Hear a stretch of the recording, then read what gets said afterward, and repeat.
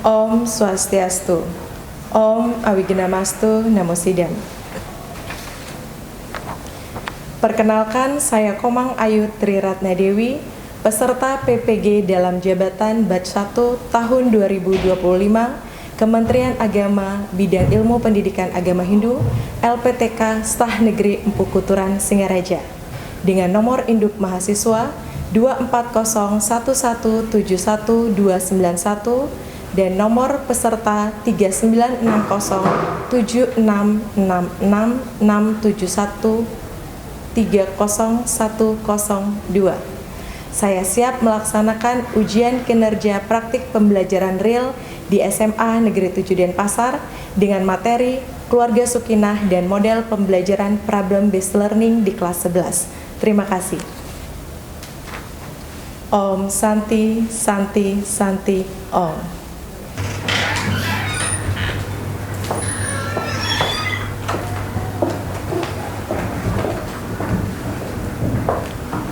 Pada asana. Panganjali. Om Swastiastu.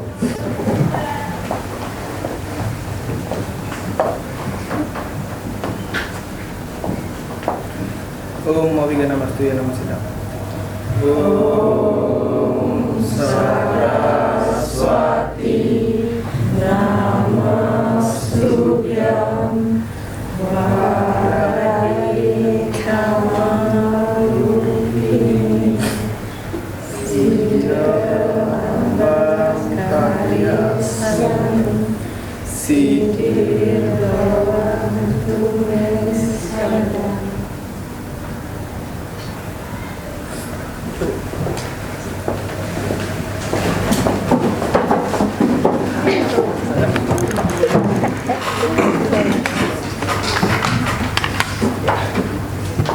Ibu absen dulu ya. Ya. Anak Agung Dede Kesawa Pratama. Ratu Almeira. Hadir Ibu. Wendy Wikananda. Hambalika Haribadra. Winovianti. Maitri Utami. Nindya Anjani. Natania Karisa. Rema Devianti. Santi Aniswari. Ayudini. Dania. Jardin Pratik.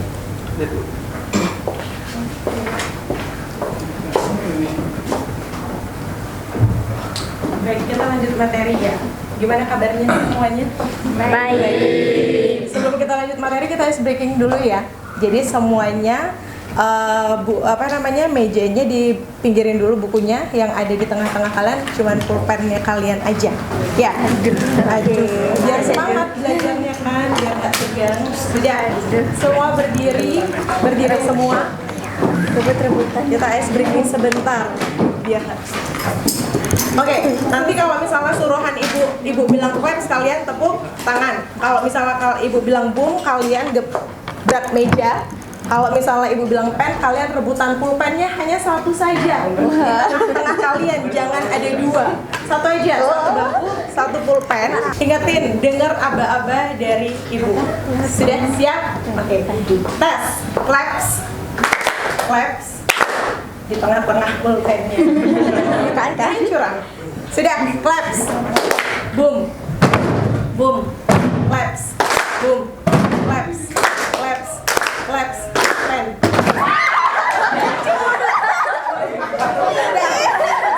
Sekali lagi. Di bawah ini susah tahu. Udah ya, silakan duduk.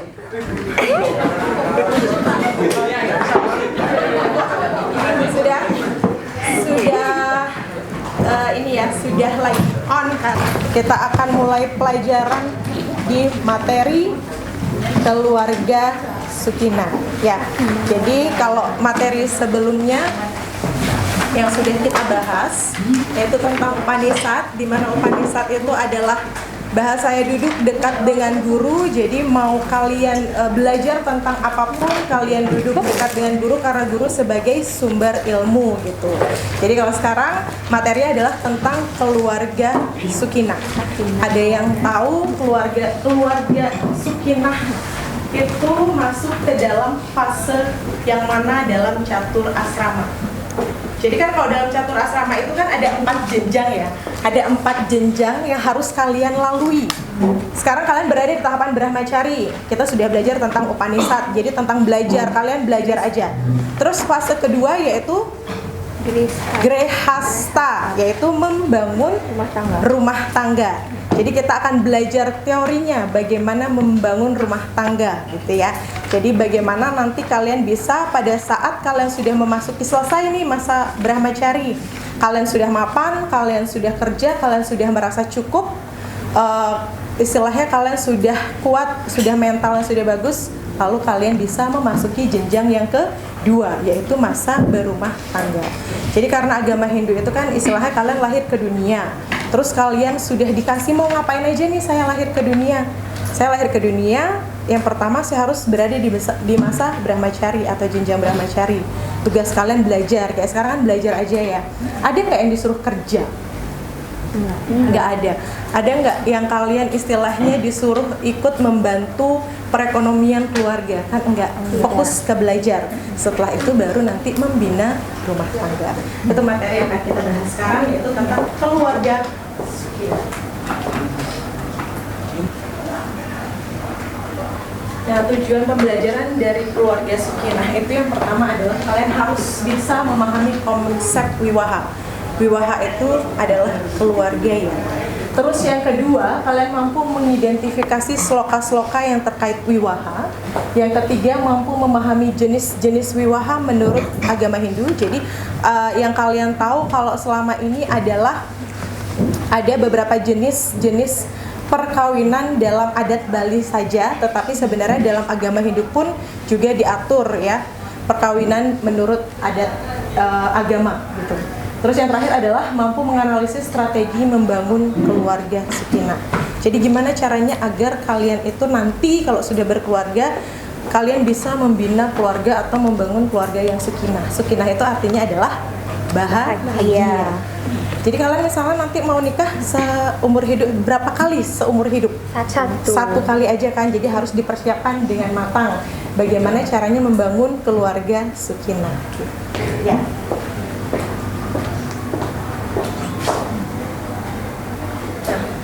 Kalau melihat gambar ini, gambar pertama gambar pertama itu gambar yang di atas. Kira-kira setelah melihat gambar yang di atas, apa yang kalian pikirkan? Keluarga bahagia. Jadi terlihat di sana adalah keluarga bahagia. Orang tuanya lengkap gitu ya. Kalau keluarga itu kan terdiri dari ayah, ibu sama anak. Jadi dia bermain keluarga bahagia. Terus gambar yang kedua.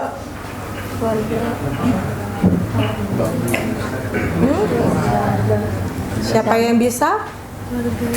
Keluarga yang kompak gitu ya. Jadi keluarga yang membagi tugas dengan adil. Adil itu bukan berarti sama ya. Iya kan? Iya. Apa? Adil itu artinya apa? Adil itu adalah misalnya apa? Adil itu bukan, adil itu harus sama atau adil bukan berarti sama? Adil bukan berarti sama. Artinya, contoh kalau misalnya dalam keluarga, contohnya gimana kalau misalnya kalian lihat itu gambar? Misal, ayo, dari gambar. Misal, nggak apa-apa, cepetan ya. Silakan Brahma. Misal nih, ayah tuh kan kepala keluarga. Jadi misalnya waktu bersih-bersih rumah, ayahnya tuh dapat tugas yang lebih banyak ketimbang anaknya yang masih kecil. Jadi misalnya anaknya suruh mungut sampah aja, terus ayahnya yang ngapain kayak nyiram atau apa gitu. Bagi tugas yang adil. Bagi tugas yang adil ya, jadi sesuai dengan kemampuan anak atau kemampuan orang. Jadi nggak mungkin kan anaknya yang disuruh masak, kan nggak mungkin ya. Jadi itu yang namanya adil. Kalian tahu apa kewajiban kalau sudah membina sebuah rumah tangga? Jadi biar siap. Jadi kan kalau misalnya membina rumah tangga itu kan menyatukan dua pikiran ya. Jadi menyatukan dua pikiran. Jadi nanti kalau misalnya kalian nggak keburu-buru atau misalnya ada sekarang zaman sekarang nikah muda agar tidak berpikir seperti itu. Kalian harus siap mental dulu. Apa sih kewajiban orang berumah tangga? Siap mental, siap finansial. Yang pertama itu kalian harus siap Siap, Mas. membina rumah tangga. Jadi kalian harus siap bisa membina rumah tangga. Istilahnya kalian kalau sendiri aja pikiran dengan sendiri aja masih kadang suka marah, suka emosi, tidak bisa mengontrol diri, nanti ada dua pikiran yang kalian harus jadikan satu tujuan. Itu. Yang kedua, kewajibannya adalah harus melanjutkan keturunan. Ngurus anak. Ya, kalian harus ngurus anak. Bagaimana kalian bisa membuat anak, mendidik anak menjadi anak yang baik. Harus melanjutkan keturunan. Yang ketiga, Siap mental. siap mental juga ya, betul, harus siap mentalnya di dalam membina rumah tangga ini. Yang ketiga, Siap finansial. harus bermasyarakat. Kalau sekarang sebelum menikah, kalau yang muda-muda gini bermasyarakatnya STT. masuk ke dalam STT. Semua masuk STT. Iya. Semua ikut STT. Oke. Udah berarti sudah bisa belajar bermasyarakat. Nanti kalau misalnya sudah tua kan lebih gampang bermasyarakatnya. Dan yang terakhir adalah melaksanakan hiyatnya. Nah, kalau sebelumnya kita sudah pernah membahas masalah hiyatnya, kapan kita bisa melaksanakan hiyatnya, fullnya kita bisa melaksanakan hiyatnya pada saat sudah berumah tangga. Jadi wajib melakukan hiyatnya agar bisa membayar hutang, gitu ya. Nah, di sini ada video. Nanti silahkan kalian simak baik-baik videonya ya. Di sini ada video tentang bagaimana sih sebenarnya kalau tadi melanjutkan keturunan, gitu ya. Melanjutkan keturunan. Ngomongin soal Gen Z, milenial, boomer, kayaknya gak ada habisnya. Kita juga lebih sering ngomong soal ini ya, 1%. Dan kalau lo termasuk orang yang aktif di Matrix, topiknya bisa apa aja, personal finance, filsafat, anime, drakor, atau pengalaman pribadi lo gitu, yang kayaknya keren kalau dibahas. Komisi Ace tadi, contohnya misal di abuse secara emosional, contohnya lo dikatain gitu pas kecil, goblok lo jadi anak, dan lain sebagainya gitu. Nah itu kan kata-kata yang kasar ya. Si MKKB ini, Adverse Childhood Experience ini, sebenarnya apa yang menurut gua bisa jadi penyebab, karena sebenarnya udah banyak banget risetnya yang nyebutin bahwa ini bakal berdampak ke kesehatan mental, ke kesejahteraan hidup ya anak. It's time to have second breath.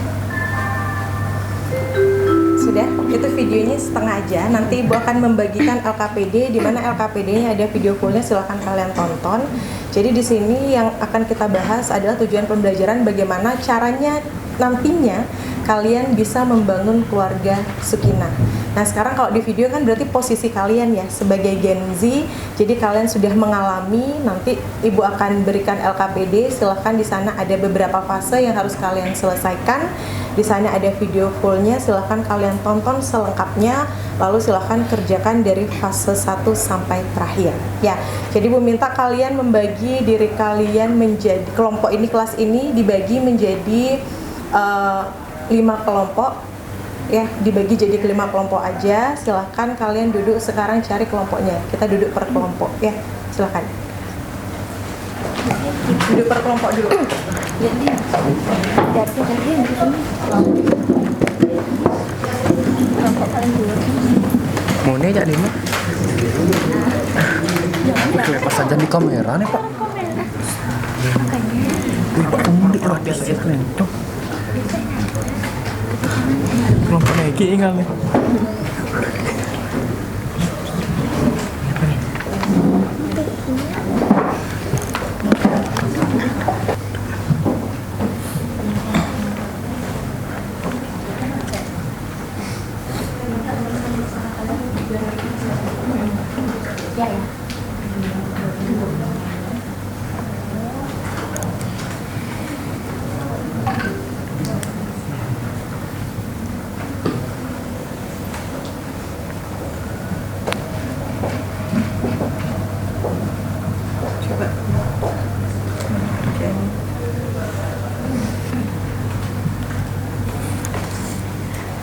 Yang itu rumah sama kamu. Tadi dulu.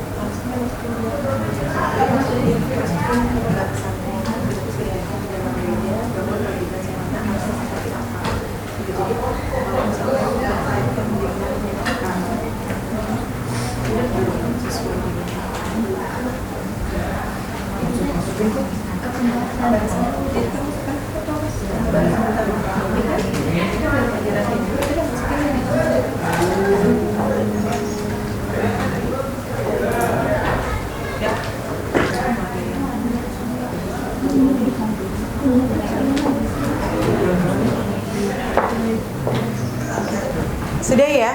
Jadi minta per kelompok satu aja yang mewakilkan apa yang sudah kalian bahas. Kan kalian sudah diskusi tadi. Silakan satu kelompok perwakilannya satu saja untuk membahas apa yang sudah kalian diskusikan. Ya. Silakan kirim ke Ibu hasilnya ya. Nanti kita.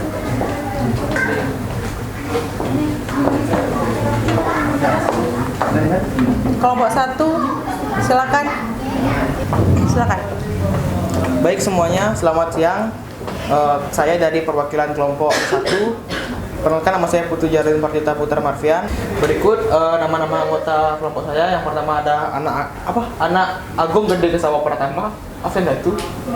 Yang kedua ada anak Agung Ratu Almira Malika Dewi, ada Kadek Bagus Dika Pranyana Putra, absen 16. Baik, di sini saya akan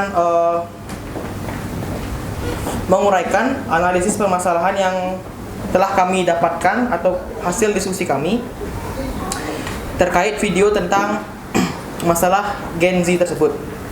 Jadi, menurut kami permasalahan yang terdapat dari video tersebut adalah Gen Z yang sering dicap sebagai generasi bermental tempe karena dianggap mudah menyerah, kurang tangguh, atau terlalu cepat merasa tertekan.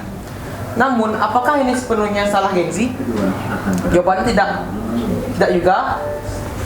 Stereotipe ini muncul karena perubahan sosial, ekonomi, dan teknologi yang pesat yang membuat Gen Z harus menghadapi tantangan hidup dengan cara yang berbeda dari generasi sebelumnya. Banyak faktor eksternal seperti ketidakpastian ekonomi dan dampak media sosial yang turut mempengaruhi kondisi mental mereka. Jadi, ini bukan sepenuhnya salah Gen Z, melainkan hasil dari lingkungan yang membentuk mereka. Yang kedua, kami sudah mendapatkan rincian permasalahan yang akan kami pecahkan pada kolom di bawah ini. Yang pertama, Gen Z sering dianggap manja oleh generasi sebelumnya karena perbedaan nilai dan gaya hidup. Pernyataan yang kedua, perkembangan teknologi membuat Gen Z terbiasa dengan segala sesuatu yang instan dan nyaman. Dan kami telah mendapatkan rumusan masalah dari permasalahan atas. Yang pertama, mengapa Gen Z sering dilabeli sebagai generasi yang manja? Baik, di sini saya akan membacakan analisis yang telah kami buat. Dalam agama Hindu, kewajiban seorang anak terhadap keluarga sangat penting, dan salah satu prinsip utama adalah dharma atau kewajiban moral. Kewajiban ini mencakup rasa hormat, kepatuhan, dan tanggung jawab terhadap orang tua dari anggota keluarga lainnya. Terkait dengan masalah Gen Z yang dianggap bermental tempe atau benar tempe, hal ini dapat berhubungan dengan tekanan yang dirasakan oleh anak untuk memenuhi harapan keluarga. Gen Z mungkin merasa terbebani oleh ekspektasi yang tinggi dari orang tua yang bisa mempengaruhi kesehatan mental mereka. Menurut ajaran Hindu, seorang anak juga memiliki kewajiban untuk menjaga kesejahteraan diri agar dapat menjalankan peran dalam keluarga dengan baik. Oleh karena itu, orang tua seharusnya memberikan dukungan emosional agar anak dapat mengatasi stres dan tekanan yang dihadapi.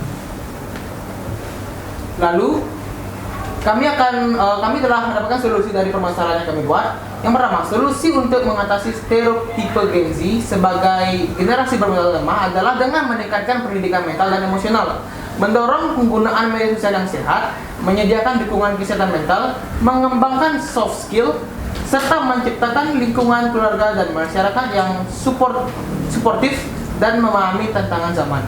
Berikut kami telah mendapatkan jawaban hasil diskusi dari rumusan masalah yang telah kami uraikan. Yang pertama, mengapa Gen Z dilabeli sebagai generasi manja?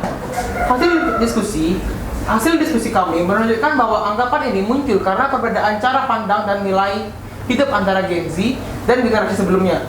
Gen Z lebih terbuka dalam mengungkapkan perasaan, menolak tekanan berlebih, dan mementingkan keseimbangan hidup yang oleh generasi lama sering dianggap sebagai sikap manja atau tidak tahan banting. Yang kedua, apa faktor yang mempengaruhi karakter dan perilaku Gen Z dalam kehidupan sehari-hari? Diskusi kami menemukan bahwa teknologi, pola asuh modern, serta pengaruh media sosial sangat mempengaruhi karakter Gen Z. Mereka cenderung cepat beradaptasi kritis dan lebih sadar akan hak pribadi. Namun kemudahan akses juga menjadikan mereka cenderung kurang sabar dan mengharapkan hasil instan. Sekian penjelasan dari kami. Apakah ada yang ingin bertanya atau memberikan pendapat? Baik, apakah ada kelompok yang memberikan saran, pendapat, atau pertanyaan terhadap apa yang sudah didiskusikan oleh kelompok 1? Silakan. Kenapa Gen Z itu dicap sebagai generasi manja dan dibilang lama? Baik, akan kami jawab. Sebelumnya,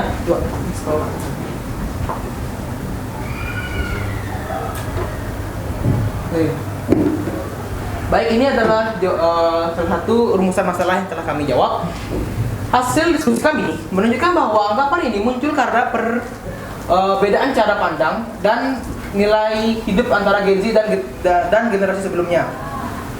Gen Z lebih terbuka dalam mengungkapkan perasaan, menolak tekanan berlebih, dan mementingkan keseimbangan hidup yang oleh generasi lama sering dianggap sebagai sikap manja atau tidak tahan banting.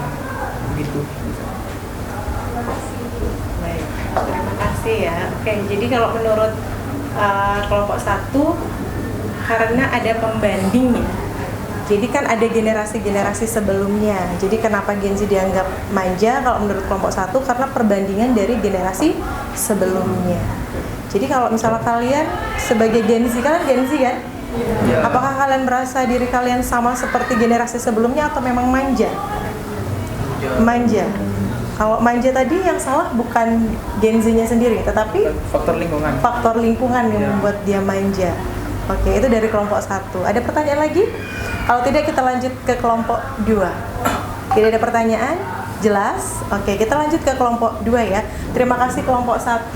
Silahkan kelompok 2 dikirim. Terima kasih ya. Sekian dari saya Jardin, izin pamit. Yang ada di video itu nyata atau tidak itu? Nyata keadaan. Jadi kalian yang introspeksi diri kan, tadi ini adalah bagaimana caranya membangun keluarga yang sakinah. Sakinah itu bagaimana caranya membangun keluarga yang bahagia, yang pasti ada kerjasama antara orang tua dan anak gitu ya. Jadi agar terciptanya keluarga yang bahagia, jadi ada kerjasama orang tua sebagai kewajiban sebagai ayah harus dijalankan, kewajiban sebagai ibu harus dijalankan, dan kalian sendiri harus sadar kewajiban sebagai anak juga harus dijalankan gitu ya. Jadi kalau dalam kitab Sarasa Muscaya itu menyebutkan bahwa ada beberapa hal yang disebutkan, salah satunya adalah kewajiban kalian adalah harus menuruti perintah orang tua. Ibaratnya kalau ayah itu kenapa diibaratkan sebagai langit? Karena kewajibannya setinggi langit. Kenapa ibu diibaratkan sebagai bumi? Karena kewajibannya seberat bumi. Jadi tugas kalian sebagai anak harus apa? Hormat dan patuh terhadap orang tua.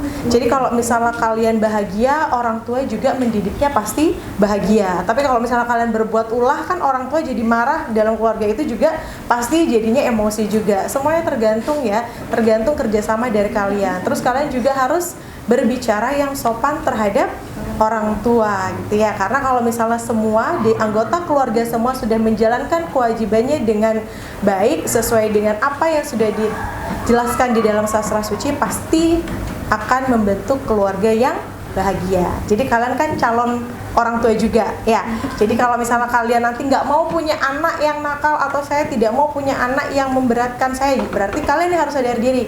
Karena karma, kalau misalnya sekarang kalian baik sama orang tua, pasti nanti kalian punya anak kalian juga pasti hormat sama kalian gitu ya. Baik, untuk pelajaran hari ini mungkin sudah sampai di sini saja. Nanti kita di pertemuan berikutnya baru akan menjelaskan apa sih sebenarnya itu keluarga dan jenis-jenis perkawinan yang ada di dalam adat Bali dan yang dijelaskan dalam kitab suci agama Hindu ya. Jadi ada pertanyaan lagi? Sudah cukup untuk hari ini? Baik, kalau memang sudah cukup, kita akhiri ya. Pada sana.